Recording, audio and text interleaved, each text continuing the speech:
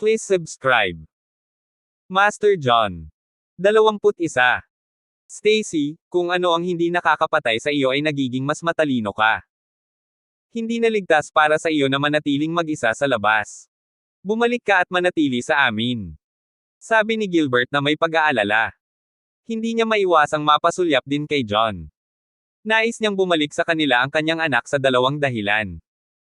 Ang isa ay dahil sa pag-aalala para sa kanya, habang ang isa ay para paghiwalayin ang kanyang anak at si John.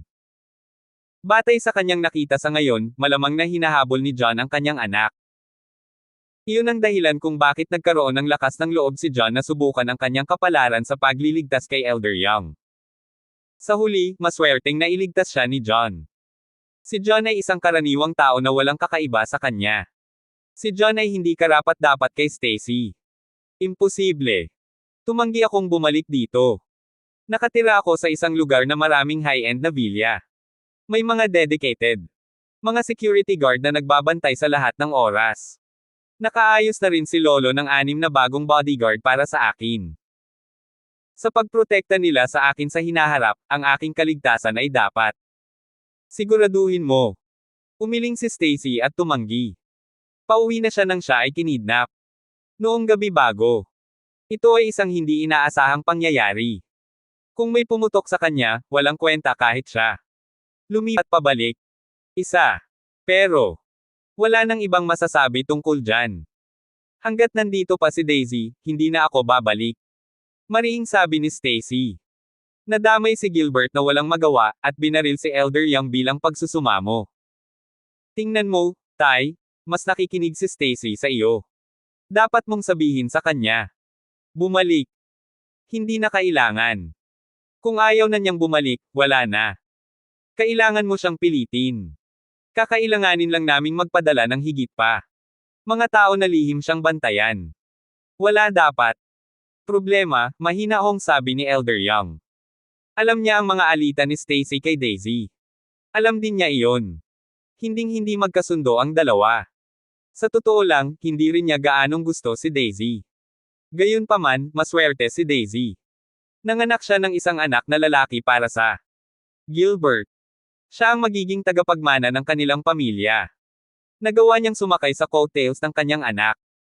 Kahit na hindi mataas ang tingin ni Elder Young kay Daisy, ganoon siya.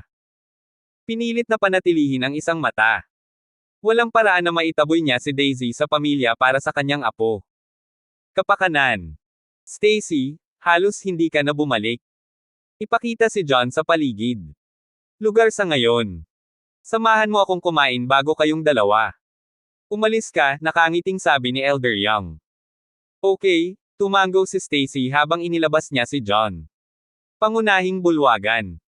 Nang makaalis sina Stacy at John, hindi na napigilan ni Gilbert ang sarili. Mula sa pagpapahayag ng kanyang pag-aalala, tatay, maaaring hindi mo ito alam. Ngunit si Stacy at John ay maaaring magkarelasyon ngayon. Ang dalawa sa kanila ang mananatili sa isa't isa. Kung hindi umuurong si Stacy, natatakot ako sa kahihinatnan. Malamig na bumantong hininga si Elder Young, ang daming kalokohan. Ipinaliwanag na sa akin ni Stacy ang lahat sa telepono. Wala siyang kinalaman kay John. Ito ay iyong hindi pagkakaunawaan. Walang bahay na mauuwian si John. Pansamantala lang niyang binibigyan si John ng matutuluyan para mabayaran siya. Kahit misunderstanding, mahirap talaga sabihin pagdating sa feelings. Paano kung ang dalawa sa kanila ay magkaroon ng damdamin para sa isa't isa pagkatapos na magkasama? Nag-aalala pa rin si Gilbert. Walang what ifs dito. Si Stacy ay napakahusay na babae. Mataas din ang standards niya. Napakaraming mayamang tagapagmana at mahuhusay na binata ang nagtatangkang ligawan siya ngunit nabigo. Paano siya mahuhulog sa isang taong karaniwan at hindi katangi tangi gaya ni John? Kinawian ito ni Elder Young nang walang pakialam. Posible lang naman. Walang imposible sa mundong ito. Kailangan nating panatilihin ang ating mga bantay. Ano ngayon? Ang pagkakaroon ng ilang kasintahan o kasintahan ay isang bagay na hindi kapani-paniwalang normal sa kasalukuyan. Wala namang masama kung gusto ni Stacy na makipagrelasyon kay John.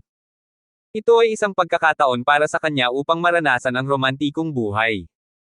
Ito ay magiging ayos lang basta makahanap siya ng karapat-dapat na mapapangasawa sa huli. She's so star naman. Makuha mo lang ang kabaligtaran ng gusto mo kung makikialam ka sa buhay niya. Mas mabuting hayaan na lang na natural na umunlad ang mga bagay-bagay, elder. Mahinahong sabi ni Young. Mga mayayamang pamilya na may pangmatagalang pamana tulad ng sa kanila. Mas inuuna ang pagpapakasal sa mga tamang tao. Gagawin niya. Hindi papayag na mapang-asawa ang kanyang apo sa A. Karaniwang tao. Gayunpaman, malaya si Stacy na gawin ang gusto niya noon. Nagpakasal siya. Hindi siya makikialam sa buhay ni Stacy. Totoo yan. Tatay, ikaw ang matalino. Gilbert. Biglang nakakita ng liwanag. Ang kanyang mga alalahanin ay lubusan. Nagkalat. 22. Pagkatapos ng hapunan, magkasamang umalis sina John at Stacy sa tahanan ng Young. Nagtungo sila sa kanyang bilya sa Dragon Bay. Sa sandaling iyon, inayos na ng kasambahay ang isang silid na matutuluyan ni John. Nakahiga sa kama, sa wakas ay nagkaroon ng kapayapaan si John. Binalak niyang tingnan ng maayos kung ano ang kanyang namana. Ang ninuno ng mga lobo. Pagpikit ng mga mata, alon ng mga alaala na namana niya. Dumaloy sa kanyang isipan. Kabilang sa mga ito ang iba pang mga sinaunang at lihim na pamamaraan. May mga medikal na aklat, lihim na manual, at marami pa. Ano? Mayroon ding paraan para sa dalawahang pagsasanay. Nagpa siya si John na alamin kung ano ang mga practitioner. Itinuloy ng mga martial artist ang martial arts. Nagsanay sila ng panloob at pisikal na lakas. Ang mga sage art practitioner ay nagsanay ng sage arts. Nakatuon sila sa mga paglilipat na enerhiya ng mundo. Kung ihahambing, ang mga sining ng sage ay mas malalim at mas mahirap na makabisado. Gayunpaman, pagkatapos ng libu-libong taon, ang sage arts ay matagal nang nawala. Kahit na ang mga martial artist ay hindi kapani-paniwalang bihira. Parang kapansin-pansin ang sage arts. Pakiramdam ni John ay isang bagay na kailangan niyang kunin.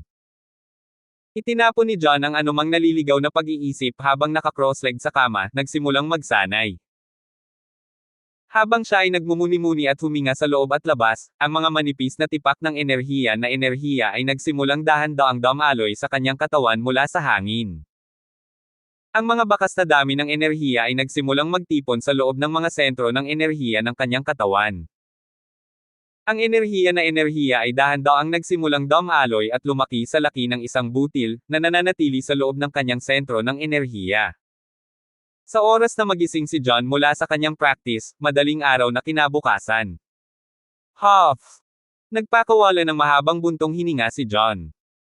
Hindi siya nakatulog ng isang buong gabi, ngunit hindi lang siya nakaramdam ng pagod, naramdaman niya ang hindi kapani-paniwalang gising.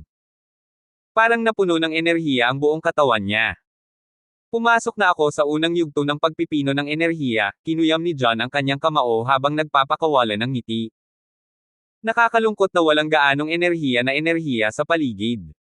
Kung hindi, baka mas mabilis pa ako, umiling si John. Base sa mga alaala niya. Minana, ang sage arts ay lumilipas na ang enerhiya mula sa kapaligiran. Kung mas maganda ang paligid, mas magkakaroon ng enerhiya. Iyon ang dahilan kung bakit maraming sinaunang eksperto ang gustong magtago ng malalim. Mga bundok. Tama, napapaligiran ng mga bilya sa lugar. Mga bundok at ilog. May bundok sa likod mismo ng bilya na ito. Maaari bang masiksik ang paglilipat na enerhiya doon? Sa sandaling naisip ito ni John, nakaramdam siya ng tukso na umakyat sa bundok upang subukan ito. Gayunpaman, pakiramdam niya ay huli na ang lahat. Itinapon niya ang paniwala, pinaplanong pag-isipan ito sa gabi. Pagkatapos gawin ni John ang kanyang mga plano, natapos na si Jenny sa paghahanda ng almusal at tinawag siya. Sa hapagkainan, patuloy na nagnanakaw ng tingin si John kay Stacy bilang. Kumain siya, medyo hindi komportable. John, pwede bang tumutok ka na lang sa pagkain? Bakit mo iniingatan? Nakatingin sa akin. May dumi ba sa mukha ko? Stacy. Curious na hinawakan ang mukha niya. Hindi yun, naisip ko lang na mabilis na maghanap ng A. Lugar na mauupahan sa isang lugar. Pagkatapos ay makakaalis na ako. Awkward na tumawa si John. May pera siya sa sandaling iyon. Masama ang pakiramdam niya na ipagpatuloy ang pananatili kay Stacy at umasa kanya. Gayunpaman, hindi niya naramdaman ang pag-alis sa hindi malamang dahilan. Biglang napatigil sa pagkain si Stacy habang mahinang sinabi, "Kaya mo manatili ka rito. Marami pa akong bakanteng kwarto. Mas maginhawa para sa iyo na manatili sa akin sa halip na maghanap ng mauupahan sa labas." Medyo malungkot ang pananatili ritong mag-isa nitong nakaraang 2 taon. Kanina ko pa gustong may kumausap sa akin. Talaga. Ang galing. Tuwang-tuwa si John. Kung tutuusin, makakaipon siya ng pera noon. Gayunpaman, kinumpirma lamang nito ang mga iniisip ni Stacy tungkol sa kanyang pagiging pervert. Iyon ay hindi naman isang masamang bagay. Kaya naman, nilaibot ni Stacy ang mata niya kay John, "Bilisan mo kumain. Pagkatapos mong kumain, isasama kita sa kumpanya at aayusin mo ang trabaho mo." "Okay," sagot ni John. Sa pag-aakalang hindi lang siya makakitira sa parehong lugar ni Stacy sa hinaharap, kundi sabay na pumunta at bumalik mula sa trabaho, hindi niya napigilan ang sarili na makaramdam ng kaunting saya. Pagkatapos nilang mag-almusal, dinala ni Stacy si John sa villa. Garahe. Napakalaki ng garahe, at kakaunti ang mga sasakyan. Loob. Ang lahat ng mga luxury car na hindi mga kotse ng A. Swerte. John, maaari kang pumili ng alinman sa mga kotseng ito na gusto mo.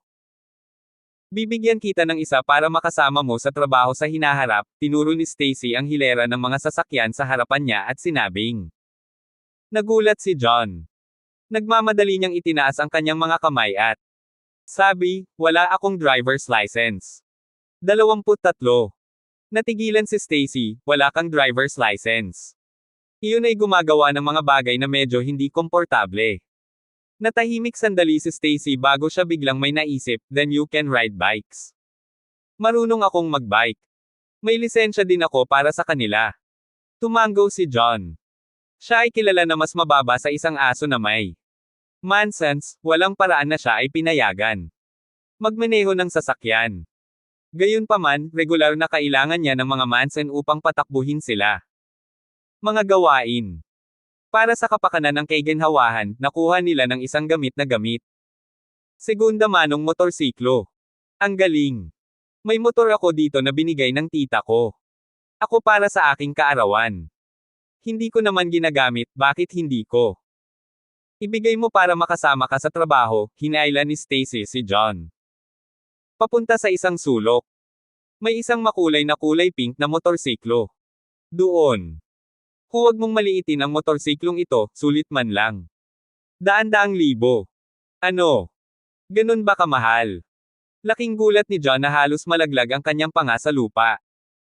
Tama iyan. Naaalala ko ang sinabi sa akin ng aking tiyahin na ito ay isang limitadong edisyon ng commemorative model mula sa Rolls-Royce. Sa tingin ko ang presyo ay humigit kumulang $205,000. Sabi ni Stacy pagkatapos mag-isip. Napatulala si John. Tahimik siyang nagmura sa kanyang puso. Kahanga-hanga ang mayayaman. Ang isang motorsiklo ay mas mahal kaysa sa maraming high-end na luxury cars. Hindi ba masyadong absurd iyon? Hindi naman ako minamaliit, feeling ko lang, baka hindi bagay sa akin ang kulay, isang awkward na ngiti ang pinakawala ni John. Pagkatapos noon, nag-alinlangan siya saglit habang naglakas loob na sabihing, "Stacy, we'll be working together in the future anyway. Hindi ba mas komportable kung sasama na lang ako sa iyo sa trabaho?" "I don't mind, but you have to think about it. Kung makita ang iba na magtutulungan kami, maaaring magdulot ito sa iyo ng ilang hindi mga problema. Hindi rin magandang pangmatagalang plano. Kung mayroon kang anumang mga pribadong bagay na kailangan mong harapin, ito ay magiging hindi maginhawa para sa iyo na walang paraan ng transportasyon." Nagkibit balikat si Stacy. Akala niya ay isang ganap na pervert si John. Napakadali niyang naipahayag ang kanyang panloob na mga saloobin. Mabilis na napagtanto ni John na si Stacy ay magkakaroon ng maraming manliligaw sa kanyang titulo bilang pinakamagandang babae sa palanan City, sa ibabaw ng kanyang katayuan bilang anak ng mga Young. Hindi niya maaaring maging sanhi ng hindi mga problema sa harap na iyon. Fine, Motor na ito ang gagamitin ko sa ngayon. Pwede nating pag-usapan. Pagkatapos kong makakuha ng lisensya sa sasakyan, ngumiti si John habang siya ay pilit. Maso na ring sumakay sa motorsiklo. Si John ay nakasakay sa isang martingale na racing bike. Siya ay dapat tumingin napaka kahanga-hanga at gwapo, ngunit salamat sa kulay rosas na kulay ng ang bike, medyo nakakatuwa. Hindi napigilan ni Stacy ang pagtawa. Ang lamig niya. Ang panlabas ay tila natutunaw habang siya ay nagpapakawala ng nakakaakit na tawa. Natigilan si John sa nakita. Puso niya. Nagsimulang tumibok ng mabilis. May moment pa nga siyang nag-wish that time ay titigil sa sandaling iyon magpakailanman. Pagkatapos noon ay nagmaneho na si Stacy palabas ng bilya habang sumunod naman si John sa kanyang motosiklo. Sa likod nilang dalawang itim na si Mercedes ang sumunod. Ang distansya. Napuno ang dalawang sasakyan na iyon ng mga bodyguard ni Stacy. Inatasan silang protektahan si Stacy ng palihim. Ang Elegante Group ay isa sa maraming kumpanya sa ilalim ng Young banner. Nakatuon ang kumpanya sa mga cosmetics at skincare na produkto. Kadalas ay gumagawa sila ng mga mid to high-end na produkto. 2 taon na ang nakararaan, nagpasya si Elder Young na ibigay ang Elegante Group kay Stacy pagkatapos niyang magtapos. Ito ay para sa pagsasanay ng pagsasanay kay Stacy. Noong panahong iyon, hindi ang Elegante Group ang pinakamalaking. Nagkaroon lamang ito ng market evaluation na humigit kumulang 40 hanggang 50 milyon. Ang mga kasanayan sa negosyo ni Stacy ay hindi kapanipaniwala. Hindi niya binaygo ang kanyang lolo. Sa loob lamang ng 2 maikling taon, nagawa niyang doblehin ang laki ng Elegante Group. Ang Elegante Group ay mayroon ng pagsusuri na mahigit 130 milyon. Nagawa nitong iukit ang sarili sa cosmetic world ng Palanan City. Sa sandaling iyon ang peak hour para sa pagdating sa trabaho. Nagkaroon ng patuloy na daloy ng mga empleyado na pumapasok sa kumpanya. Upang maiwasan ang anumang hindi kailangang gulo, nagmamaneho si Stacy sa kumpanya muna sa kanyang sarili. Naghintay si John ng ilang minuto bago siya sumakay sa kanyang motorsiklo sa loob. Nakita niyang may parking spot sa di kalayuan. Sumakay si John sa bike at huminto sa tabi ng isang puting BMW. Gayunpaman, bago pa man siya makahinto, biglang bumukas ang pinto ng BMW, na muntik na siyang mahulog sa tinoan. 24. Pagkatapos noon, lumabas sa kotse ang isang dilag na may mahabang binti at napakagandang figure. I'm sorry. I'm so sorry. Nagmamadaling paghingi ng tawad ni John. Si John ay palaging isang mapagparaya na tao na ayaw sa anumang salungatan. Kahit may kasalanan ang kabilang partido, humingi pa rin siya ng tawad sa simula. Marunong ka bang magmeneho? Hindi mo ba nakikita ang nangyayari sa paligid mo? Malamig na ngumuso ang dilag. Malungkot. Kumunat ang noo ni John. Ito ay dapat na isang maliit na bagay, ngunit ang saloobin ng ibang tao ay nagparamdam sa kanya. Hindi komportable, miss, ikaw ang hindi tumingin. Sa likod mo bago buksan ang iyong pinto. Siguradong wala akong kasalanan. Isa pa, humingi na ako ng tawad sa iyo. Ikaw. Dapat maging mas makatwiran. Sa tingin mo hindi ako makatwiran. Galit na galit ang dilag. Malamig niyang tiningnan ang bike ni John bago siya pumasok. Disdain, isang bagay na nakasakay ka sa isang motorsiklo. Kulay pink pa. Tumanggi kang maging isang maayos na lalaki at pinipilit mong maging isang kapatid. Nakakadiri. Bakit mo pakialam kung anong kulay ng bike ko? Di huwag kang mabuli. Biglang namula ang mukha ni John. Siya ang nataman sa pinto niya, pero siniraan siya nito sa pagsasabing kapatid siya. Kahit na siya ay isang banayad na lalaki, nagsimula pa rin siyang magalit. Sa sandaling iyon, mabilis na nakakuha ng atensyon ng mga empleyadong nakapaligid sa kanila ang kanilang pagtatalo. Ilang empleyado ang nagsimulang tumingin. Oy, hindi ba Miss Summers? Hindi lang executive si Miss Summers sa kumpanya namin, pero kinilala pa siya bilang pangalawa sa pinakamagandang babae sa kumpanya. Talo lang siya sa hitsura at talento kay Miss Young. Balita ko single pa rin si Miss Summers. Iniisip ko kung anong uri ng lalaki ang magiging maswerte para makuha siya sa hinaharap. Handa akong magdasal ng 10 taon ng sunod-sunod kung ibig sabihin. Na maaari kong makuha si Miss Summers na pakasalan ako. Pinagmasdan ng ilan sa mga lalaking empleyado ang dilag na may A. Madamdaming kislap sa kanilang mga mata. Tingnan mo. Sino ang lalaking iyon? Sakay siya ng pink na motorsiklo. Hindi ko siya kilala. Hindi ko pa siya nakikita sa kumpanya. Dati. Hindi ko rin alam kung saang department siya galing.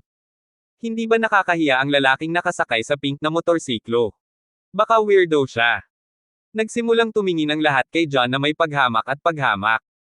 Pulang-pula ang mukha ni John sa pagkakataong iyon. Nais niyang upang idikit ang kanyang ulo sa isang hawak. Hindi niya inaasahan na sisikat siya sa una niya. Araw ng trabaho, bago pa man siya opisyal na nagsimulang magtrabaho, salamat sa isang pink na motorsiklo. Kung ikukumpara sa kung ano ang tawag sa kanya ng ilang tao, bigla niyang naramdaman na medyo kagandahan na tumatawag lang sa kanya na kapatid. Ito ay hindi pagbanggit sa lahat. Isa ka lang ate. Itigil mo na ang pag-aaksaya ng oras ko. Tiningnan ng babae si John ng masama habang tumalikod at nagmamayabang na umalis. Ayaw niyang maging paksanang pag-uusap sa pamamagitan ng pananatili doon. Gusto ni John na ipagpatuloy ang pagtatalo, ngunit siya. Itinuring na ito ang kanyang unang araw sa trabaho at nagpapasyang laban dito. Sa opisina ng presidente, inayos ni Stacy ang kanilang mga dokumento. Sa kanyang mesa nang pumasok si Ella Summers na may hagulgol. Hoy! Anong nangyari sa'yo? Mukhang malungkot ka, sino? Nagagalit ka? Curious na tanong ni Stacy. Huwag mo nang pag-usapan pa. Nabangga ko ang isang sisi. Sa labas. Galit na sabi ni Ella. Isang kapatid na babae. Hindi ba kadalasan ay napakahusay mo? Kailangan mo bang magalit ng husto dahil lang sa nakabangga mo ang isang kapatid na babae? Nagtataka si Stacy sa sarili habang tila may na-realize siya. Teka, bad mood ka ba dahil may regla ka?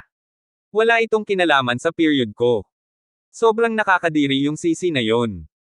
Galit ako sa mga lalaking walang pahiwatig ng pagkalalaki. Medyo namula si Ella. Nasa period na talaga siya. Wala siya sa magandang mood at madaling minas.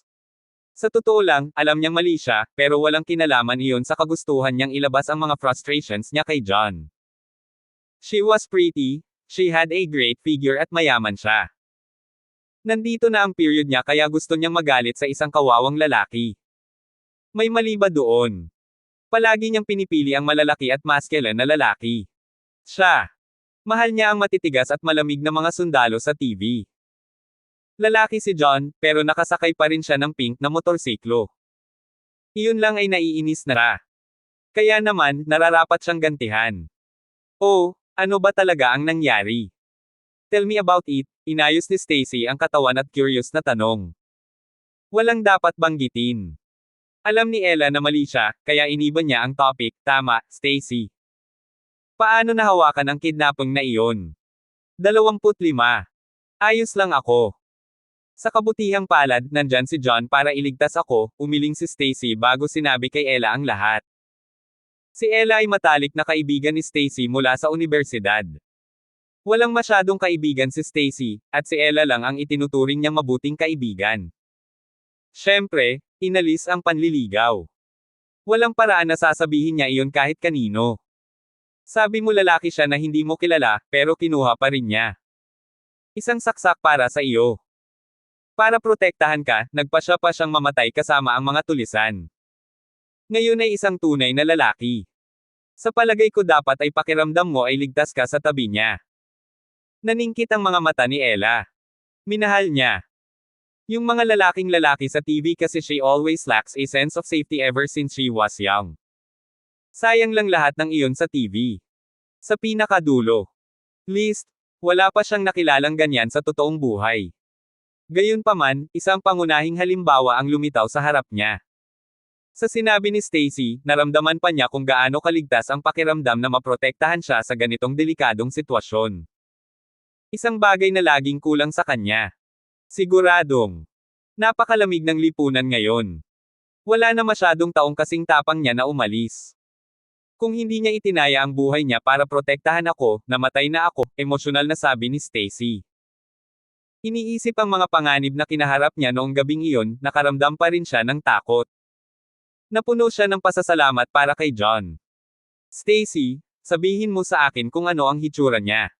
Gwapo ba siya? Mukha ba siyang isa sa mga magiting at makapangyarihang lalaking iyon? Excited na hinayla ni Ella ang kamay ni Stacy. Oo, napakagwapo niya. Tumango si Stacy. Kahit na pakiramdam niya ay walang kakaiba sa hitsura ni John, mayroon pa rin pagiging kaakit-akit sa kanya. Malalim na nakaukit din sa kanyang isipan ang eksenang pinuprotektahan siya ni John noong gabing iyon. Hindi ka pani-paniwalang gwapo si John noon. Kung tungkol sa kung siya ay makapangyarihan at kabayanihan, maaaring ito. Hindi isang bagay na makapaglalarawan kay John. Ella, kailangan mo siyang ipakilala sa akin balang araw. Gusto ko. Tingnan mo sa sarili ko kung ano ang hitsura niya. Nakangiting pumasok si Ella. Inaasahan. Masama ang loob niya, ngunit nakalimutan niya ang lahat ng iyon. Kahit na masariwa ang hangin. Hindi na kailangang hintayin pa iyon, magkikita naman kayo. Him soon, nakangiting sabi ni Stacy. Hindi lang niya ako niligtas pa niya ang lolo ko. Gustong gantihan siya ng lolo ko, pero siya. May isang trabaho lang, iyon ay isang, paliwanag ni Stacy. Lamang. Wow, hindi lang siya makapangyarihan at kabayanihan, ganoon pa rin siya. Matuwid sa moral. Hindi na siya humingi ng kahit ano pagkatapos. Nagel iligtas sa'yo. Hindi ba masyadong perpekto ang lalaking ganyan? Kay Ella. Bumili ng tibok ng puso ng mga sandaling iyon. Siya ay biglang napuno ng paggalang sa lalaking iyon. Hindi niya nakita dati. Siya ay kahit na bumubuo ng isang imahe ng siya sa kanyang ulo. Napakagwapo ng isang binata na may puting damit. Mayroon siyang cool na ekspresyon sa kanyang ulo at isang hindi kapani-paniwalang dominanteng aura. Nakatayo siya sa ibabaw ng mga puting ulap habang siya mababa ang tingin sa mundo. Perpekto. Knock knock knock. Sa sandaling iyon, nakarinig sila ng katok sa pinto. John. Pumasok mula sa labas. Stacy, ay, magsasalita pa sana si John nang siya. Mabilis na nakita si Ella sa harapan ni Stacy. Nakita rin ni Ella si John. Ikaw. Nagkatinginan silang dalawa dahil sa gulat. Ano? Magkakilala kayong dalawa. Napatingin si Stacy. Nagulat sina John at Ella. Hindi lang tayo magkakilala. Siya ang kapatid ko noon. Ngayon lang pinag-uusapan. Isang malamig na buntong hininga ang pinakawala ni Ella at tumingin kay John ng masama. Yung kapatid na babae. Natigilan si Stacy. Nakasama niya si John saglit. Maaaring hindi ka pani-paniwalang lalaki ang personalidad ni John, ngunit hindi siya isang kapatid. Hoy, baka nagkaroon ka ng hindi pagkakaunawaan. Hayaan mong ipakilala kita muli. Ito si John. John, this is my assistant, Ella Summers, simpleng pagpapakilala ni Stacy sa kanilang dalawa. John. Stacy, siya ba ang lalaking nagligtas sa iyo? Napatulala si Ella. Ilang beses na binanggit ni Stacy ang pangalan ni John kaya hindi niya ito nakalimutan. Tama iyan. Siya yun. Tumango si Stacy. Paano po kaya? Si Ella ay parang tinamaan ng kidlat. Nabasag sa kanyang isipan ang imahe ng puting nakadamit na si Adonis. Ang kanyang pag-asa ay napakataas, kaya ang pagkabigo ay malaki. Siya ay hindi ka pani-paniwalang nabigo. Stacy, di ba sabi mo sobrang gwapo niya? Paano siya gwapo? Hindi ko talaga masabi. Maasim ang mukha ni Ella. Mainit at sexy ang kanyang katawan, ngunit punong-puno ng mukha. Paghamak. 26. I think he looks okay, namula ang magandang mukha ni Stacy. Bahagya. Ang sinabi niya kay Ella kanina ay dapat sa pagitan lang ng matalik na kaibigan. Gayunpaman, naibuhos ni Ella ang lahat sa harap mismo ni John. Biglang uminit ang mukha niya. Hindi niya alam kung paano pa niya haharapin si John. Mas malala si Ella. Pakiramdam niya ay lalabas na siya ng dugo. Malaki ang pag-asa niya sa lalaking iyon. Sinimulan pa niyang sambahin ang perpektong lalaking iyon mula sa kanya. Mga pantasya. Gayunpaman, hindi niya akalain na ang magiting na lalaki. Yung sisi nakakakilala niya lang kanina. Napakalaki ng epektong dinanas niya. Pakiramdam niya ay siya. Naloko ng todo si Stacy. Huminga ng malalim si Stacy at bumalik sa katinoan. John, kailangan ko ng administrative secretary. Gusto kong ikaw ang maging sekretarya ko. Ano sa tingin mo? Kung hindi mo gusto, maaari kitang bigyan ng ibang posisyon. Masaya ako dito, syempre, ako, hindi ka pani-pani walang sinabi ni John. Masaya habang tumatango-tango siya. Nagayo si Stacy ng mas magandang trabaho kaysa sa inaasahan niya. Marami pa siyang matututunan sa pamamagitan ng pananatili sa tabi ni Stacy. Gustong-gusto niya ang trabaho. Sa mga mata ni Ella, napatunayan niyang isa siyang kapatid sa pamamagitan ng pagtanggap ng trabaho bilang sekretarya. Other than that, I have to remind you that the company has its own rules. Sana masunod mo sila.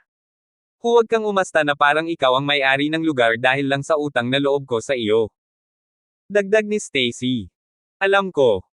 Magtatrabaho ako ng maayos. Hindi ko ipagkakanulo ang tiwala mo, seryosong sabi ni John. Isang kontentong ngiti ang pinakawalan ni Stacy bago tumingin kay Ella. Ella, sumama lang si John sa kumpanya at walang alam. Pansamantala ko siyang ipaubaya sa iyo. Gawin ang iyong arrangement para sa kanya. Mariing pinandilatan ni Ella si John, walang ganang tumango. At saka, inayos ko si John na maging secretary ng presidente dahil gusto ko siyang sanayin ng maayos. Ayokong may ibang makaalam sa nangyari sa ating dalawa, kaya huwag mo nang ipagkalat, sabi ni Stacy. Mas mabuting turuan ng isang tao kung paano mangisda kaysa bigyan siya ng isda sa loob ng isang araw. Alam ni Stacy na hindi ganoon kakaya si John. Inayos niya na nasa tabi niya si John dahil gusto niyang palawakin ang kaalaman ni John pati na rin sanayin ang organisasyon ni John. Kakayahan. Pagkatapos, kahit na umalis si John sa kumpanya sa hinaharap, siya ay makapag-ukit ng isang negosyo para sa kanyang sarili o magkaroon ng isang karera bilang isang executive sa isang kumpanya. Iyon ang paraan niya para mabayaran si John. Naiintindihan ko. Huwag kang mag-alala, hindi ko hahayaang kumalat ito, Ella. Ngumiti. Alam niya kung ano ang inaalala ni Stacy. Si John ang tagapagligtas ni Stacy. Kung alam ng mga tao sa kumpanya. Nang iyon, magkakaroon ng maraming tao na magsisikap na makipagkaibigan kay John. Kung nangyari iyon, ang pagsasanay kay John ay magiging ganap na pangalawa. May pagkakataon na tuluyang masira ni John ang kanyang kinabukasan dahil sa kanilang nakakaakit na alok. Let's go! Ihahatid na kita sa Human Resources Department para gawin muna ang documentation mo, sumulyap si Ella kay John bago tumalikod at lumabas ng opisina. Sinundan siya ni John. Matapos gawin ang dokumentasyon, dinala ni Ella si John sa harap ng Departamento ng Pangulo.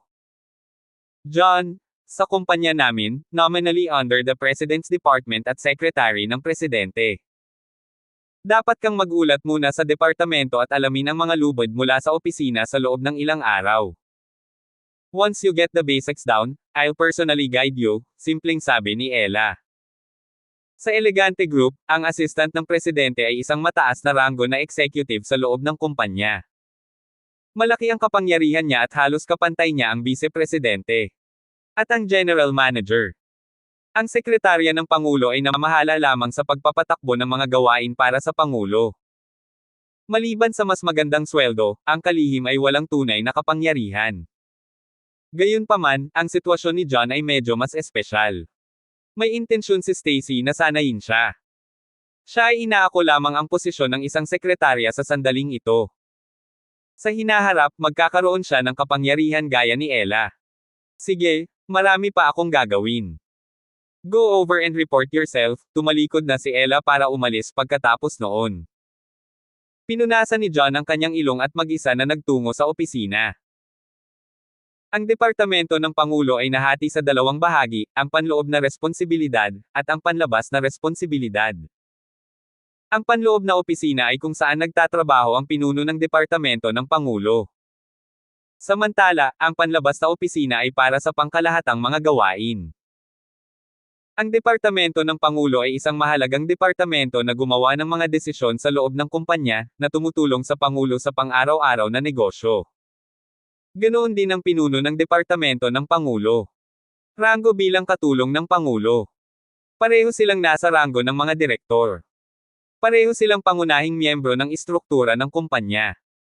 Dahil malapit si Ella kay Stacy, mas mataas ang kanyang kapangyarihan kaysa sa pinuno ng departamento ng Pangulo. 27. Sa opisina, nakaupo sa harap ng mesa si Joseph Conrad, isang matambok at kalbong lalaki na mga 50 taong gulang. Hinarap niya ang isang batang babae na mukhang kinakabahan. Ang batang babae ay mga 21 o 22 taong gulang. Siya ay may mesla na tampok sa mukha at napakaganda. Maamo. Nakasuot siya ng malaki at black-rimmed na salamin na nagtatago sa kanyang magandang hitsura. Siya ay medyo maliit at simple ang pananamit, ngunit ito ay hindi gaanong naitago ang kanyang likas na kagandahan. Ang batang babae ay tinawag na Lily Cameron. Isa siya sa 3 kalihim ng Pangulo. Ang kanyang ranggo ay kapareho ng kay John. Siya ang kalihim ng pang-araw-araw na gawain, habang si John ay ang administrative secretary. Maliban doon, ang mga kalihim ng Pangulo ay may 2 direktang nakatataas. Ang una ay ang Pangulo, habang ang pangalawa ay ang pinuno ng opisina ng Pangulo. Miss Cameron, nakasama ka na sa kumpanya. Mahigit 1 buwan. Naging disente ka sa mga tuntunin ng kalidad ng iyong trabaho, ngunit hindi ka pa rin mabilis na tumutugon sa anumang mangyayari. Hindi pa rin ako nasisiyahan sa iyong pagganap. Sa tingin mo, paano natin dapat tugunan iyon? Pinaikit ni Joseph ang kanyang mga mata habang kumikinang ang kanyang mga mata na may masamang intensyon. Labis na natakot si Lily. Nagmamadaling ibinaba niya ang kanyang ulo, Mr. Conrad, mas magsisikap ako sa hinaharap. Mangyaring bigyan ako ng isa pang pagkakataon. Hindi naman sa hindi nakita mabibigyan ng isa pang pagkakataon, pero depende kung paano mo sasamantalahin ang pagkakataong iyon. Naglakad si Joseph sa harap ni Lily at hinawakan ang mapuputi at mesla na mga kamay ni Lily, pinataas ang kamay nito sa braso nito. Anong ginagawa mo? Laking gulat ni Lily nang binawi niya ang kamay, itinulak palayo ang mga kuko ni Joseph. Miss Cameron, may ilang mga patakaran pagdating sa lugar ng trabaho.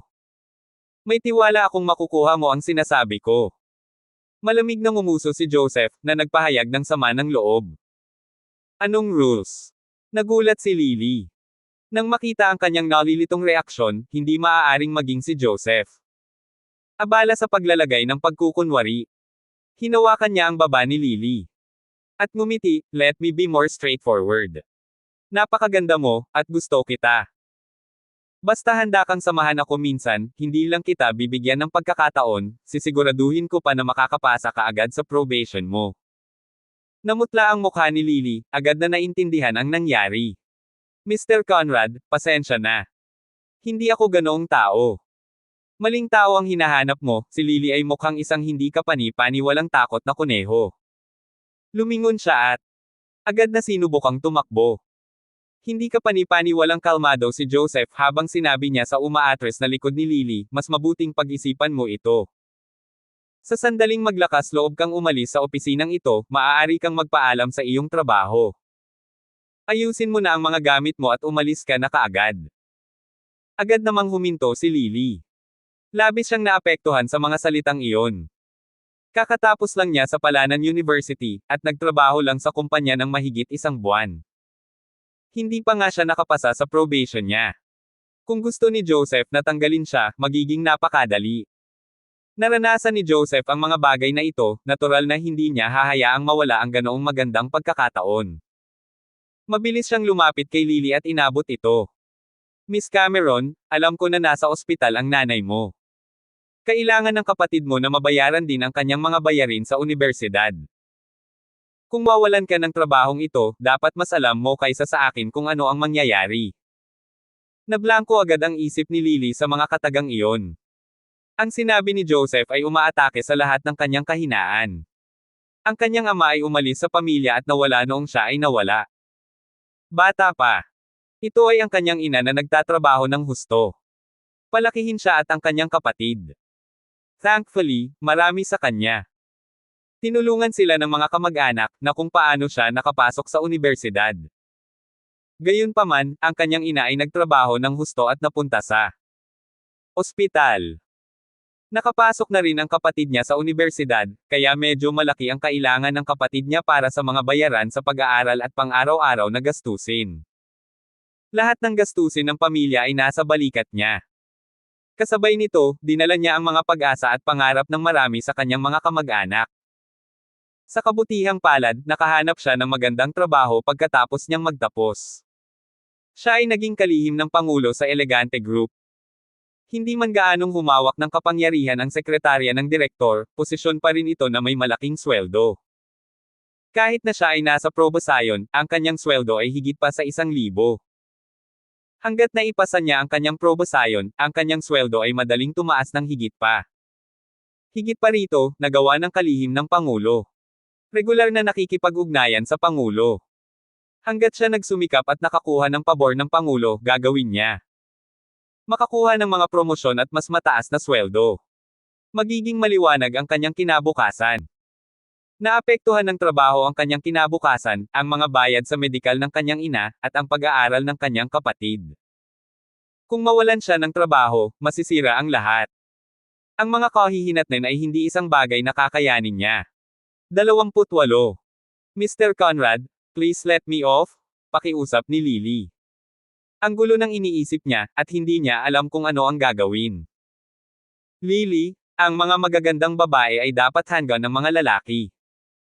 Dapat mong gamitin ng maayos ang iyong mga pakinabang. Huwag mag-alala, hanggat kasama mo ako, ginagarantiyahan ko na makakakuha ka ng mga promosyon at mas mataas na sweldo sa hinaharap. Magagawa mong makamit ang anumang gusto mo sa kumpanya. Isang ngiti ang pinakawala ni Joseph habang inabot at hinawakan si Lily, sinasamantala ang katotohanang magulo ang iniisip nito. Nagsimulang gumalaw ang mga labi niya patungo sa pretty na mukha ni Lily. Gustong magpumiglas at lumaban ni Lily, ngunit naisip niya ang kanyang ina na nakahiga sa hospital bed, pati na rin ang pag-aaral ng kanyang kapatid. Bigla siyang nawala ng lakas ng loob na lumaban pabalik. Biglang napuno ng kawalan ng pag-asa at kawalan ng pag-asa ang mukha niya. Knock knock knock. Sa sandaling iyon, isang katok ang maririnig sa pinto. Itinulak ni John ang pinto at pumasok sa loob.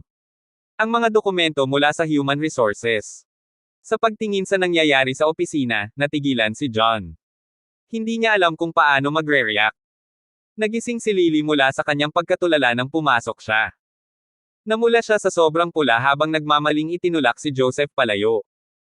Ang pagpasok ni John sa opisina ay nagpatigil sa kanya sa pagkuha ng isang bagay na malapit nang mahulog sa kanyang mga kamay, at si Joseph ay galit na galit. Pinandilatan niya si John, "Brat, sino ka? Sino ang nagpahintulot sa iyo na magbarge dito? Magwala ka." "I'm sorry. I wasn't trying to interrupt you." Si John ay nagpakawala ng awkward na ngiti habang nagmamadaling umatras. Akmang isasara na niya ang pinto ay bigla niyang sinalubong ang tingin ni Lily. Hindi ka pani-paniwalang naluluha si Lily habang tinitigan siya nito na tila humihingi ng tulong. Hindi man kilala ni Lily kung sino si John, umaasa siyang makakauwi si John at baka matulungan pa siya. Bam! Sa pagsara ng pinto, nawala rin ang pag-asa ni Lily. Sa totoo lang, alam niya na si Joseph ay napakalakas. Hindi lang siya nasa tuktok ng opisina ng presidente, isa rin siya sa mga pinakamaimpluwensyang tao sa loob ng kumpanya. Kahit sino pa si John, walang paraan na mailigtas siya ni John. Naiwan man si John, magdudulot lang ng gulo si John para sa kanyang sarili. Lily, ipagpatuloy natin. Isang masayang ngiti ang pinakawala ni Joseph habang sumusugod kay Lily na parang nagugutom na tigre. Alam ni Lily na malamang hindi niya matatakasan ang kahihiyan. Napapikit siya sa kawalan ng pag-asa. Walang pag-asang luha ang bumagsak mula sa kanyang mga mata. Creak! Biglang bumukas muli ang pinto, at naglakad pabalik si John. Loob. Iminulat ni Lily ang kanyang mga mata nang marinig ang tunog, nakatingin. Kay John na hindi makapaniwala. Hindi niya maintindihan kung bakit si John nagbalik. Sa kanyang pagkakabigla, nagsimulang mag-isip si Joseph kung gagawin niya ito. Bumangon ka ulit dyan. Brat, bingi ka ba?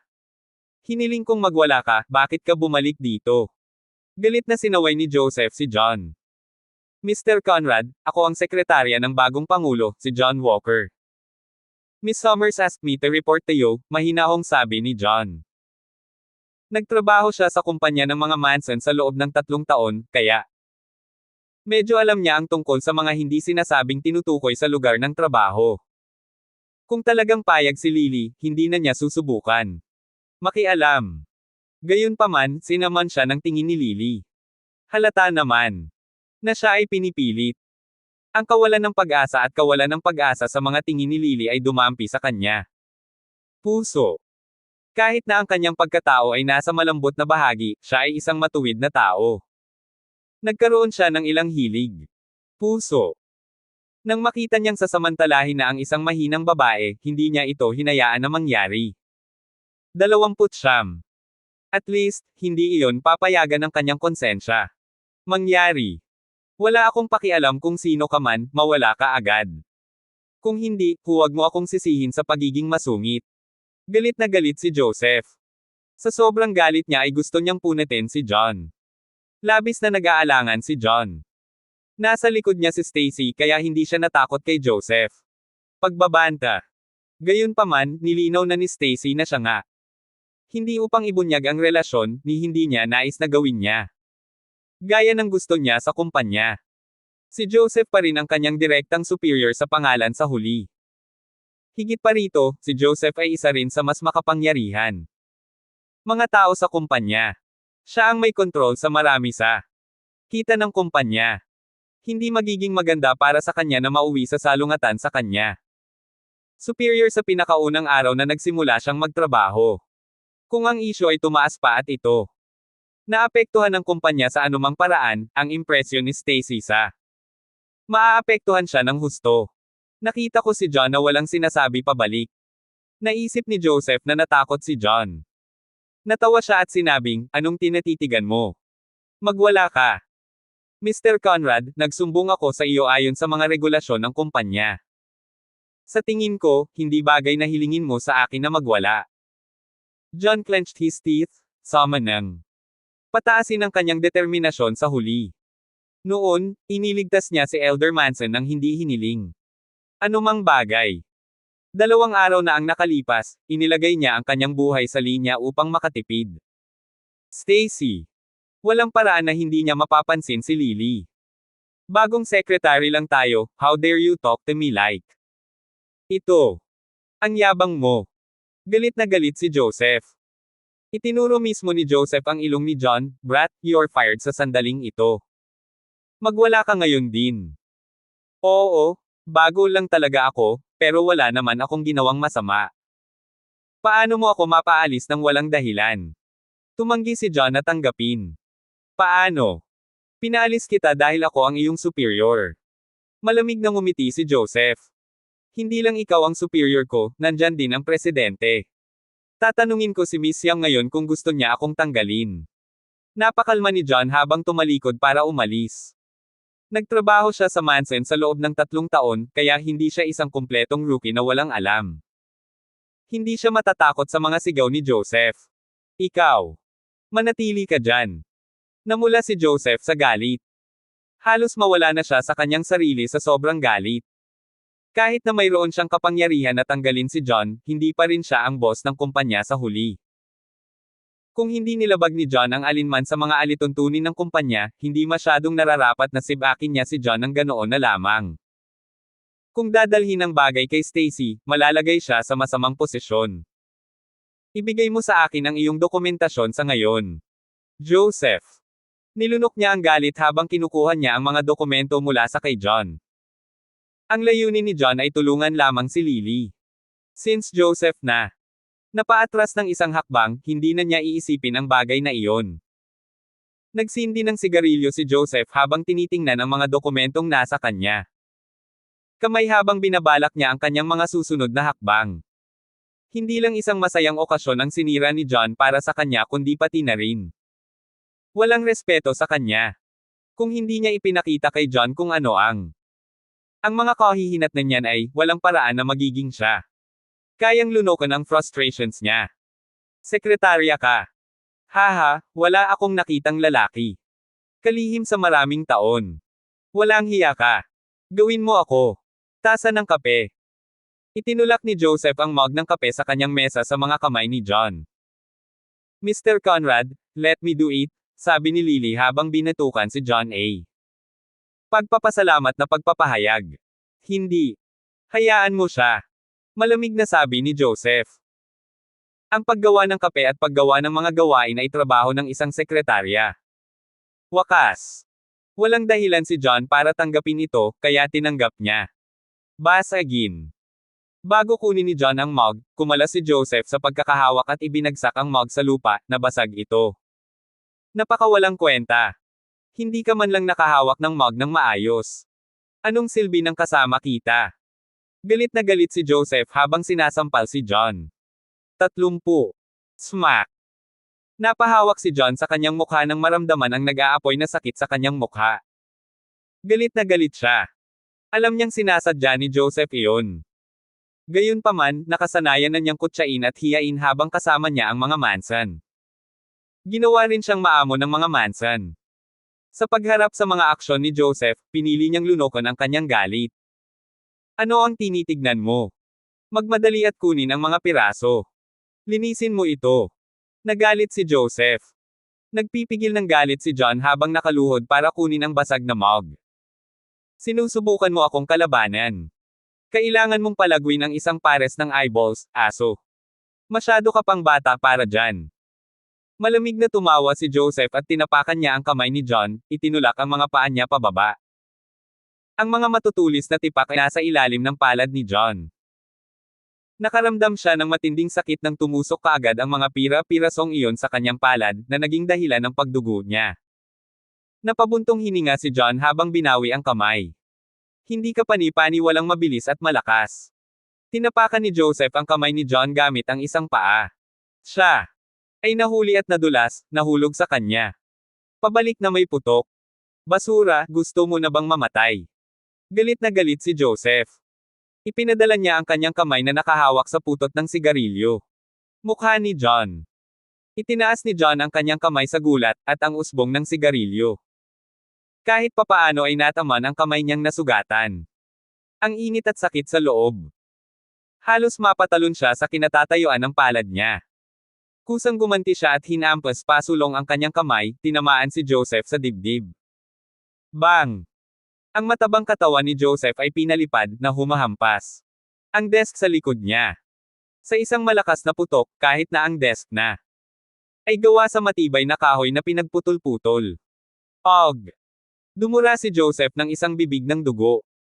Tila babagsak ang kanyang mga buto sa buong katawan.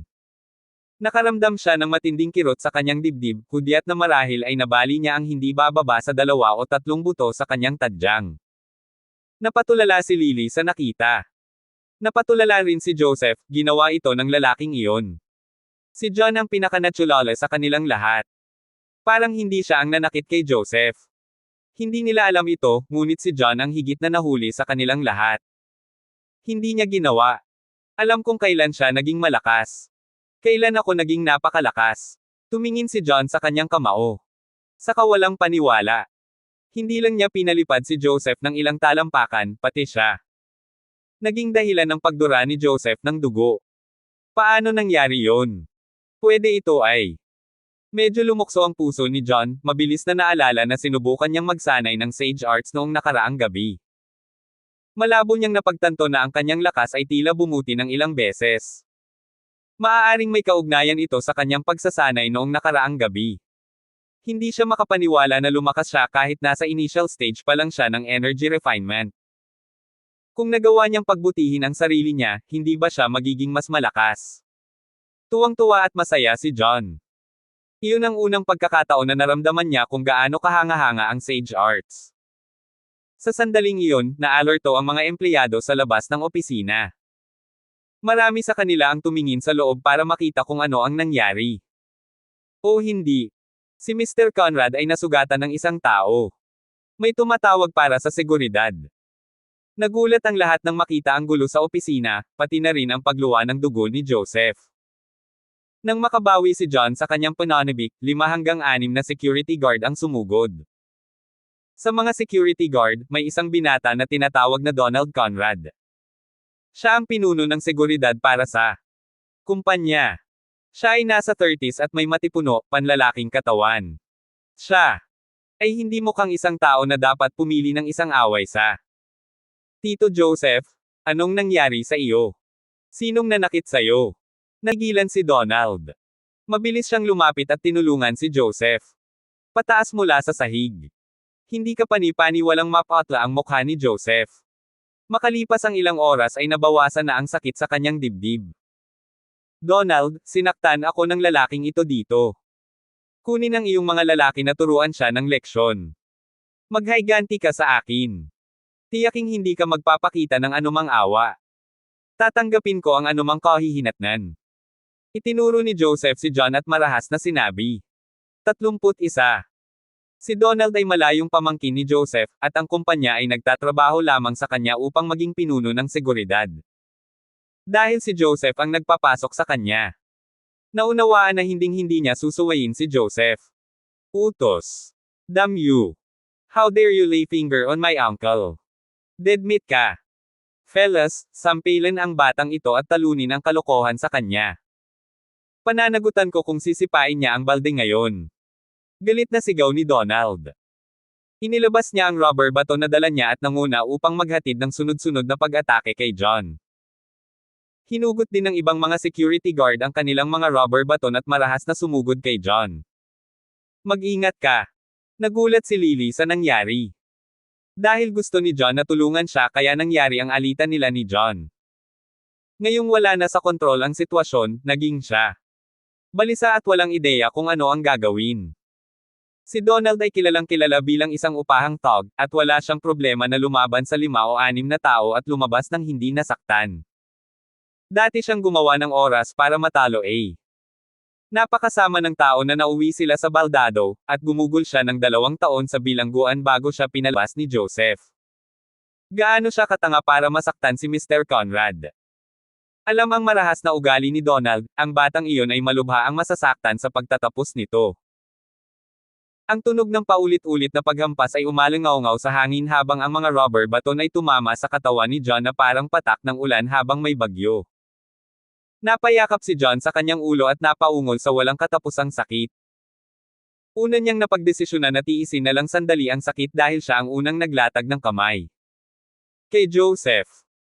Sa kasamaang palad, ang mga welga ay lalong naging mabangis, dahil ang mga ito ay naglalayong sa kanyang malambot na mga bahagi pati na rin sa kanyang ibabang bahagi ng katawan. Tila walang duda na sinadya nilang pilayin siya. Para bang hindi masama ang bugbugin, may balak silang pawiin din ang pagkalalaki ni John. Hindi kinaya ni John na mangyari iyon. Dahil doon, iniunat niya ang kanyang kamay sa paghahanap ng madadala at agad na nakuha ang isang rubber baton na hawak ng isa sa mga gwardya. Pagkatapos, sinipa niya ang dibdib ng security guard. Pinalipad siya ng sipa, at nagpakawala siya ng sigaw bago bumagsak sa pader sa likuran niya at bumagsak ng husto sa lupa.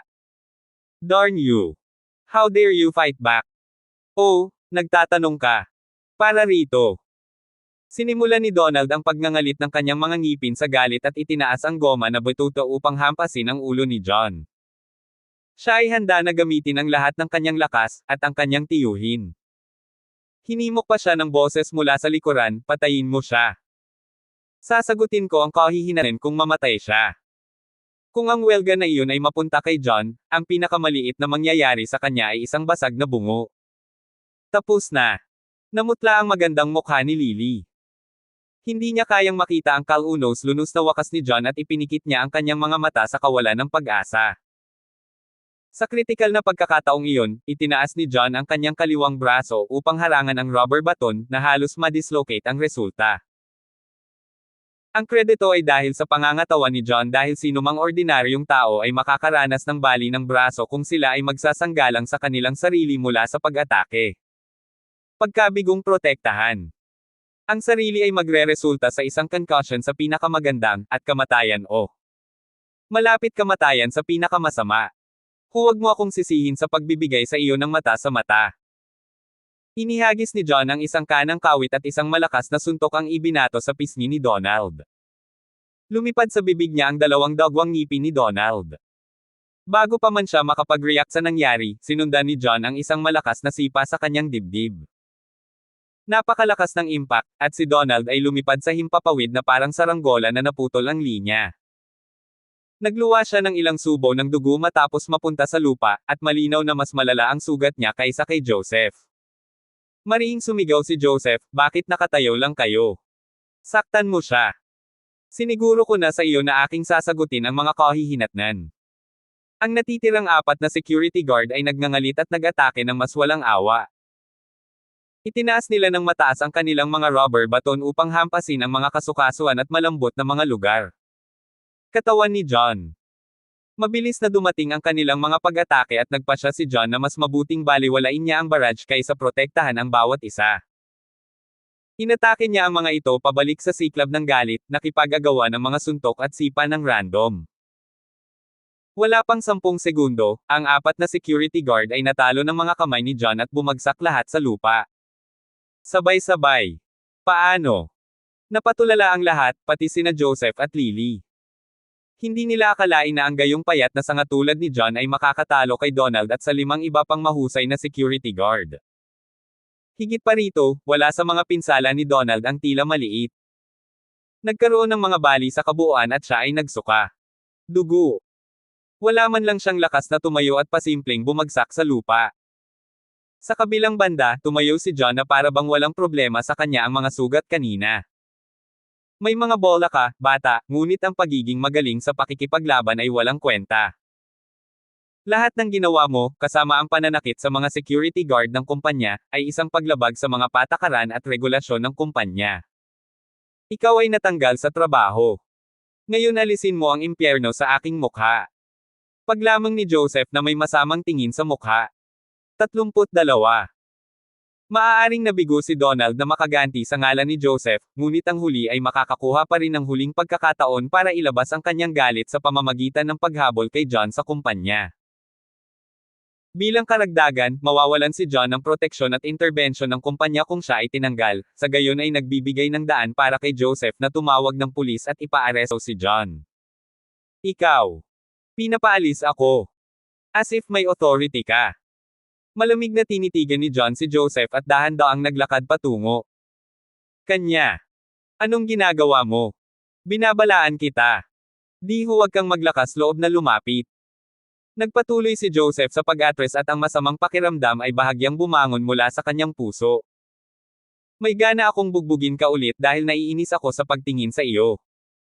Ngumisi si John. Ang sitwasyon ay lumampas sa punto ng walang pagbabalik na wala na siyang dapat ikatakot pa. Napakasarap sa pakiramdam kung matuturuan niya ng leksyon si Joseph at mailabas ang lahat ng galit sa lalaki. Kung tutuusin, malinaw na naalala ni John na gusto siya ni Joseph na patayin. Naniniwala siya na magiging sulit ang lahat kahit na masira ang reputasyon nito sa paningin ni Stacy at pinalayas siya nito sa kumpanya. How dare you? Malaki ang pagbabago sa ekspresyon ni Joseph. Ang una niyang instinct ay ang pagtakas, ngunit sayang, wala siyang mapupuntahan. Tumigil ka dyan. Malamig na boses ang utos ni John. Itinaas niya ang kanyang kamao at akmang sasampalin si Joseph. Pumasok si Ella na naka-high heels. Miss Summers. Thank heavens dumating ka. Bilisan mo at tulungan mo ako. Natuwa si Joseph at agad na lumapit kay Ella. Ano sa mundo ang nangyari, Mr. Conrad? Anong meron sa kaguluhang ito? Labis na umasim ang ekspresyon ni Ella habang nakatingin sa magkalat na sahig at sa 6 na sugatang security guard. Well, you see? Nagsimula ang lahat kay John. Siya, itinuro ni Joseph si John at nagbigay ng maikling rundown ng kung ano nangyari, ngunit maginhawa niyang inalis ang katotohanan na binubuli niya si Lily at sadyang pinahirapan si John. Ano? Ginawa mo ang lahat ng ito, John. Natigilan si Ella at hindi makapaniwalang tumingin kay John.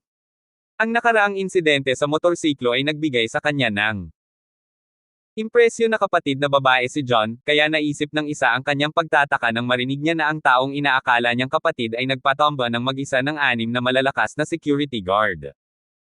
Iyon ay isang pagpapakita ng katapangan. Yung tipo ko lang. Isang kislap ang lumitaw sa mga mata ni Ella. Medyo naguluhan si Joseph. Napatingin si Ella kay John na may asar na ekspresyon nang una siyang dumating, pero ang kakaiba, parang na-excite siya sa isang dahilan matapos nitong ipaliwanag sa kanya ang lahat. Oo. Ginawa ko ang lahat ng ito. Ngunit hindi ko sisisihin ang lahat para dito. Ginawa ni Mr. Conrad na hindi komportable ang kanyang nasasakupan at pinilit ang kanyang lumalalang mga salpoksa. Sinimulan ni John na ipaliwanag ng detalyado ang nangyari, ngunit pinutol siya ni Joseph at sinabing, nagsisinungaling siya. Pinag-uusapan namin ni Miss Cameron ang trabaho sa loob ng opisina. Wala akong intensyon na pilitin siya sa anumang bagay na ayaw niyang gawin. Isang malaking kasinungalingan ang lahat. Sige at tanungin mo siya ngayon. Sasabihin niya sa iyo kung nagsisinungaling ako o hindi. Malamig na ngumiti si John. Sinubukan pa rin ni Joseph na maging matigas ang ulo, ngunit malapit nang matapos iyon kapag ilantad ni Lily ang kanyang mga kasinungalingan. 33. Nanginginig si Lily, dahil alam niyang mataas ang posisyon ni Joseph sa kumpanya. Sabihin man niya ang totoo, ang pinakamaraming magagawa ni Ella kay Joseph ay ang pagsabihan siya, at hindi ito katulad ng anumang matinding aksyon na gagawin laban sa kanya. Ang mga bagay-bagay ay pupunta lamang sa timog mula noon dahil halos tiyak na gagamitin ni Joseph ang kanyang autoridad na tanggalin siya. Nagsimulang mag-alinlangan si Lily nang maisip niya ang kanyang may sakit na ina sa kama sa ospital, ang matrikula ng kanyang nakababatang kapatid, at ang mataas na pag-asa ng lahat ng kanyang mga kamag-anak sa kanya. Ipagpatuloy mo. Sabihin mo sa akin, pagpupumilit ni Ella. Ako, nag-uusap lang kami ni Mr. Conrad tungkol sa trabaho sa opisina. Wala siyang ginawang hindi nararapat, naghahaman para kay Lily na sabihin iyon. Ibinaba niya ang kanyang ulo sa buong oras at hindi naglakas loob na tumingin kay John.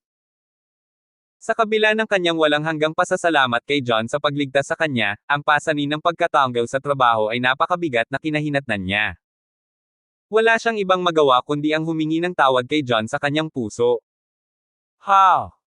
Ang kanyang pahayag ay parang bolt from the blue para kay John at agad na nawala ang kanyang ngiti.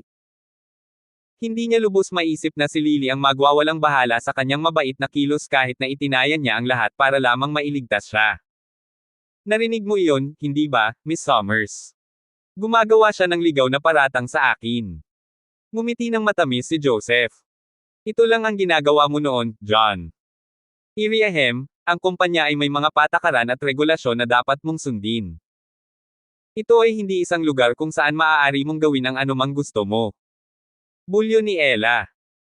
Pinaalalahanan lang ni Stacy si John na gawin ng maayos ang trabaho niya, pero hindi na siya umasa sa suporta ni Stacy para mangapi ang ibang tao. Di natin pwedeng hayaan na lang ito. If worst comes to worst at matanggal sa trabaho, ako na lang ang kukuha sa kanya at ako mismo ang magpapalaki sa kanya, naisip ni Ella. Hindi yun ang nangyari, Miss Summers. Please let me expel, galit na sumulyap si John kay Lily at nakaramdam ng kirot sa puso niya. Ang ibinigay sa kanya ni Lily noong araw na iyon ay isang napakalinaw na aral na nagpilit sa kanya na matanto ang malupit na realidad ng lipunan. Tama na, ayaw kong marinig ang mga argumento mo. Pinutol ni Ella ang mga salita ni John sa pamamagitan ng pagwagayway ng kanyang kamay at hindi nakinig sa kanyang masamang gawi. Ngayong lumabas na ang katotohanan, malinaw na si John. Nakagawa ng malubhang paglabag sa mga alituntunin at regulasyon ng kumpanya, bilang karagdagan sa pagkasugat ng ilan sa ating mga tao. Tama lang natanggalin siya agad. Malamig na sabi ni Joseph. Ang lahat ng ito ay isang maliit na hindi pagkakaunawaan. Si John ay hihingi ng tawad sa iyo at ang usapan ay ipagpapahinga na. Matipid na sabi ni Ella. Hindi pa sumasagot si John nang ipahayag ni Joseph ang kanyang kalungkutan. Paumanhin lang. Hindi sapat yon. Sinaktan niya ako at nasaktan. At papalampasin mo na lang lahat ng iyon basta magsusorry siya sa akin. Hindi ko tatanggapin. Matamang sinulyapan ni Ella si Joseph. Ano bang gusto mo? Gusto ko siyang tanggalin at ibigay sa pulis. Tanong ni Joseph. Mr. Conrad, habang hindi may kakailanan na nasugatan ka, nasugatan din ang kamay ni John. Nawala sa kontrol ang sitwasyong ito, at ikaw, bilang pinuno ng Departamento ng Pangulo, ay may pananagutan din sa kanilang lawak. Hihingi ako ng tawad kay John, kaya tanggapin mo na lang ang paghingi niya ng tawad para sa akin. Makipagkamay sa kanya, makipagpayapaan, at hayaan ang mga nakaraan ay lumipas. Kung tungkol sa iyong pinsala at mga gastusin sa pagpapagamot, sasagutin ng kumpanya ang buong gastos. Nakasimangot na sabi ni Ella sa tono ng pakikipag-ayos. Alam niya na si John ang tagapagligtas ni Stacy, kaya kahit nakasalanan ni John ang lahat, hinding-hindi siya tatanggapin ni Stacy, lalong hindi papayag na. Ibigay mo siya sa pulis. Bukod dito, hindi lahat si John ang dapat sisihin sa nangyari, dahil hindi mapag-aalinlanganan si Joseph na nag-utos sa seguridad. Mga gwardya para bugbugin si John. Sinugitan lamang sila ni John dahil sa pagtatanggol sa sarili. Sa pagdating ng sitwasyon, ang parehong partido ay pantay na responsable. Nais ni Ella na mamagitin sa sitwasyon upang mabawasan ang buong isyu at malutas ito ng mabilis. Tanghali, unti-unting kumalma si Ella at hindi na kumikilos ng basta-basta. 34. I've made it very clear na hindi ko tatanggapin. Sinasadya mo bang protektahan ang batang ito, Miss Summers? Bumaba ang ekspresyon ni Joseph. Pinilit niyang ibigay si John sa pulis dahil iyon lang ang tanging paraan para mapawi ang nag-aalab na galit sa kanyang puso. Nairita si Ella sa walang tigil na pagpupumilit ni Joseph. Mr. Conrad, paulit-ulit kong tinalakay ito sa iyo sa isang mapayapa na paraan at tinatrato kita ng may sukdulang paggalang at dignidad. Mangyaring huwag lumampas sa linya. Si John si Erie kaibigan ko. Ang punto ay, ang bagay na ito ay nasa likod na natin ngayon, sumang-ayon ka man o hindi. Medyo naiinis si Ella, lalo na dahil that time of the month. Bilang resulta, wala siyang pakialam kung magdudulot ba ito ng kaguluhan o hindi. Totoo nga, ang kanyang sinabi ay may ibang kahulugan nang marinig ito ng iba. Ako. Nagsimulang magtsismisan ang mga nanunood sa sinabi ni Ella. Nakuha ko na. Hulaan na hindi nakakagulat na ang batang ito ay sapat na matapang na hominin si Mr. Conrad. Sinong mag-aakalang isa siya sa mga tao ni Miss Summers? Oras na para ilabas ang popcorn. Nagulat ang lahat sa kanilang narinig at nagsimulang mag-chat sa isa't isa sa susunod na segundo. Walang sino man. Expected na magaling si John sa pakikipaglaban, lalong hindi malakas ang backer gaya ni Ella. Ang sitwasyon ay naging mas komplikado bilang isang resulta. Bravo, Ella. Nakikita ko na sinusubukan mong gamitin ang iyong awtoridad na ibaba ako. Maaari kang maging katulong ng Pangulo, ngunit hindi ako isang pushover na maaari mong guluhin. Ikaw at ako ay pantay, at hindi ka maaaring maging mas delusional kung sa tingin mo ay may kontrol ka sa akin. Galit na galit si Joseph. Kahit na ang kanyang awtoridad ay talagang mas mababa kaysa sa Ella, ang kanyang katayuan ay hindi bababa sa par sa kanya. Maaaring ang ibang tao ay natatakot kay Ella, ngunit hindi sa kanya. Tapos ka na ba sa kalokohan mo? Hayaan itong maging babala ko sa iyo, Joseph. Ang aking pasensya ay limitado, kaya't huwag mo na ipilit pa ang iyong kapalaran. Aisley na binatukan ni Ella. Huwag mo akong takutin, Ella. Wala akong binibili sa mga pananakot mo. Alam kong close kayo ni President. Hindi mo na kailangang itago. Siya ang uri na nakakaalam ng tama sa mali, at palagi siyang gumuguhit ng malinaw na hangganan pagdating sa mga paggamit ng personal at kasanayan. Ang mga batang ito dito mismo ay seryosong lumabag sa mga tuntunin at pamantayan ng kumpanya, at kung pipiliin mong tanggapin, huwag mo akong sisihin sa pag-uulat ng iyong pang-aabuso sa kapangyarihan sa kanya. Kapag napagpasyahan niya sa huli na ikaw ang may kasalanan, ginagarantiya ko na ikaw ang magpapason. Kahihinatnan. Ngumisi si Joseph at binantayan ang kanyang mga salita. Walang utang na loob, marami. Kung sa tingin mo ay nakuha mo na ang mga kinakailangan, mas malugod mong iulat ang pangyayaring ito sa kanya. Ngunit hayaan mong ipaalala ko sa iyo na walang bagay para sa iyo kung ang pangyayaring ito ay nakakagulo sa Pangulo. Ngumisi si Ella. Ikaw ang nagdala nito sa sarili mo. Hindi ako naniniwala sa lahat ng sinasabi mo, at siguradong hindi ako mamahalin ng presidente ang batang ito gaya mo. Tumawa si Joseph sa kabila ng kanyang galit. Bagamat inamin niyang hindi siya kapantay ni Ella, alam niyang hindi siya magkakaroon ng matatag na katayuan sa kumpanya kung hindi niya kayang harapin ang isang pesky na kasamahan tulad ni Ella. Magayos ka, Burbrain. Tere na, John. Malamig na sumangot si Ella, tumalikod, at dinala si John ng hindi lumilingon. Nakita niyo naman kung paano inabuso ni Ella ang kanyang kapangyarihan para tanggapin iyon, di ba? Saksi kayong lahat, kaya sumama kayo sa akin para makita ang presidente. Hinimok ni Joseph ang lahat na sumama sa kanya habang galit siyang sumugod sa opisina ng Pangulo. Alam na alam niya na dahil sa ugali ni Ella, may pananagutan siyang paghinalaan sa pag-abuso sa kanyang kapangyarihan. Hindi kailanman gagawin ni Stacy. Protektahan si Ella pagdating sa mga usapin ng hustisya at integridad, at tiyak na hindi isang hamak na maliit na peste tulad ni John. Sa loob ng opisina ng presidente, nakaupo si Stacy sa kanyang mesa na may ilang trabaho. Sunod-sunod na sumugod sina John, Joseph, at iba pang mga tao. Nagulat si Stacy nang makita ang gusot ni John at nasugatan ang kamay. Tumayo ito at naglakad palapit sa kanya. Ano nangyari sa iyo, John? Miss Young? Nakagawa si John ng mabigat na gawain. Pagsuwi, maging hanggang sa masaktan ako at ang ilan sa aming mga security guard.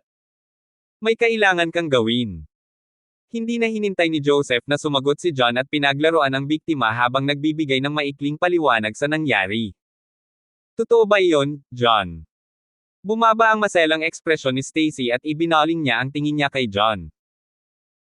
Binalaan lang niya si John na mag-focus sa pagganap ng kanyang mga tungkulin, ngunit bilang tugon, binaliktad niya ang buong departamento ng Pangulo sa sandaling magulat siya pabalik. Sinong mag-aasang nangitian siya ni Stacy pagkatapos ng ano? Nangyari. 35. Hindi iyon ang nangyari. Si Mr. Conrad ang gumawa ng pagsulong sa kanyang nasasakupan. Mapait ang mukha ni John habang muling ikinwento, ngunit nanatili siyang hindi mapakali dahil mahirap kuha ang tiwala ni Stacy kung papanig si Lily kay Joseph. Lakas na paninirang puri iyan, Miss Young. Pinag-uusapan namin ni Miss Cameron ang trabaho noon. She can vouch for me, nagmamadaling ipagtanggol ni Joseph ang sarili.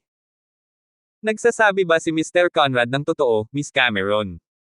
Sinenyasan ni Stacy si Lily na lumapit sa kanya. Oo. Ibinaba ni Lily ang ulo. Natatakot siyang makipag-eye contact kay Stacy, at higit sa lahat, si John. May sasabihin ka pa ba, John? Kalmadong tumingin si Stacy kay John. Ako, hindi. Napabuntong hininga si John. Nakaramdam siya ng kawalan ng pag-asa na hindi masabi. Parehong naasar at naaliw si Stacy na parang talo na tandang ang ulo ni John. Ang pagkakaiba sa pagitan niya at Ella ay siya. Mas naunawaan ang karakter ni John. Maaaring walang talento o kakayahan si John, ngunit siya ay may moral na tapat na karakter. Bilang isang taong matatag sa kanyang paniniwala at matapang na tanggapin. Responsibilidad, hindi siya kailanman magpapakababa upang maging isang mapanlinlang at maliit na tao. Kahit si Lily ang nag-vouch para kay Joseph, mas pinaniwalaan pa rin ni Stacy si John. Ganyan ang tiwala niya kay John. Itaas ang iyong ulo, Miss Cameron. Lumingon si Stacy kay Lily. Walang lakas ng loob na suwian si Lily at agad na tumangala para salubungin ang tingin ni Stacy. Tumingin sa aking mga mata. Bibigyan kita ng huling pagkakataon para sumagot. Sino ang nagsasabi ng totoo? Si John ba o si Mr. Conrad? Gitling. Itinuro ni Stacy ang kanyang matalim na tingin sa mga mata ni Lily, at iyon kasama ang kanyang dati marangal na kahanga-hanga ay nagdulot kay Lily na nakaramdam ng matinding pressure. Si Joe. Bamuka ang bibig ni Lily para sumagot at nagpumilit. Pag-uulit ng dati niyang sagot. Gayunpaman, matalim ang tingin ni Stacy kaya nakonsensya si Lily na ipagpatuloy ang natitirang sagot niya. Bumilis ang tibok ng puso ni Joseph at nagkaroon siya ng malabong masama. Pakiramdam. Inamin na ni John na wala nang masabi kaya mas lalong naguguluhan kung bakit ipinagpatuloy ni Stacy ang tanong na iyon. Miss Young? Inamin na ni John na siya, nagmamadaling putol ni Joseph. Tumahimik ka. Tanong ko kay Miss Cameron. Hindi ikaw. Tumanggaw si Stacy. Si Joseph ay nanginginig ng hindi mapigilan at hindi na naglakas loob na magsalita pa. Kailangan mong mabuhay sa iyong konsensya, Miss Cameron. Ngayon hawakan mo ang iyong puso at sabihin sa akin ang totoo. Malamig na tiningnan ni Stacy si Lily at mas mapang-api ang kanyang nangingibabaw na malamig na aura. Ako. Hinawakan ni Lily ang puso niya gamit ang isang kamay. Nagigilty na siya sa simula, kaya nang maramdaman niya ang pagtibok ng kanyang puso sa pamamagitan ng palad ng kanyang kamay, ang kanyang marupok na katatagan ng pag-iisip ay bumagsak sa isang iglap. Pasensya na, Miss Young. Nagsinungaling ako. Si Mr. Conrad ang nag-abuso sa kanyang kapangyarihan para ay bully ako, at si Mr. Walker ang nagligtas sa akin. Ang tanging dahilan kung bakit ko tinulungan si Mr. Conrad na akusahan si Mr. Walker ay dahil natatakot akong mawalan ng trabaho. Lumuhad si Lily sa harap ni Stacy sabay kulog. Hindi nagtagal ay nagsimulang bumuhos mga luha na parang sirang dam at halos mawalan siya ng hininga sa pagitan ng mga hikbi. Ito ay tunay na isang malungkot at nakakaawang tanawin. Kaya, nagtulungan kayong dalawa para maling akusahan si John. Napatulala si Ella. Naniwala siya sa kasinungalingan ni Joseph at inisip pa niya na si John ang masamang tao dito. Ang realidad ay nagbigay kay Ella ng isang mahigpit na sampal sa kanyang mukha, dahil ang matandang iyon ay talagang nakakwerda sa kanya sa buong oras. Medyo nainis siya dahil doon. Ang buong pangyayari ay nagpatibay lamang sa ideya ng lahat sa kanya bilang isang bimbo.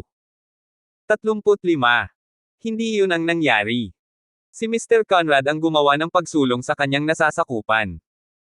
Mapait ang mukha ni John habang muling ikinwento, ngunit nanatili siyang hindi mapakali dahil mahirap makuha ang tiwala ni Stacy kung papanig si Lily kay Joseph.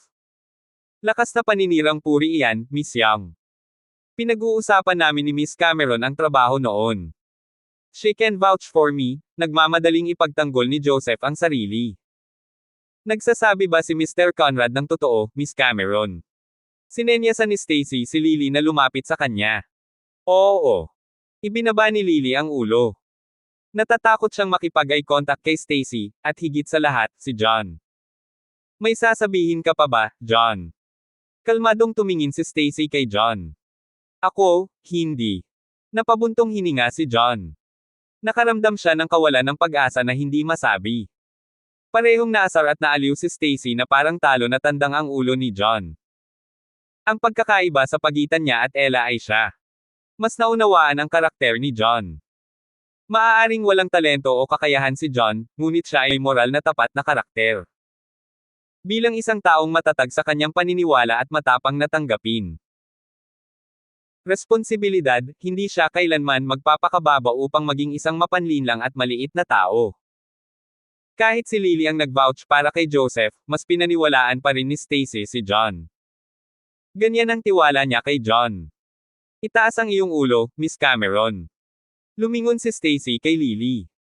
Walang lakas ng loob na suwayin si Lily at agad na tumangala para salubungin ang tingin ni Stacy. Tumingin sa aking mga mata. Bibigyan kita ng huling pagkakataon para sumagot. Sino ang nagsasabi ng totoo? Si John ba o si Mr. Conrad? Gitling. Itinuro ni Stacy ang kanyang matalim na tingin sa mga mata ni Lily, at iyon kasama ang kanyang dati marangal na kahanga-hanga ay nagdulot kay Lily na nakaramdam ng matinding pressure. Si Joe. Bamuka ang bibig ni Lily para sumagot at nagpumilit. Pag-uulit ng dati niyang sagot.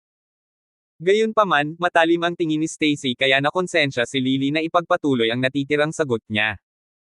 Bumilis ang tibok ng puso ni Joseph at nagkaroon siya ng malabong masama. Pakiramdam.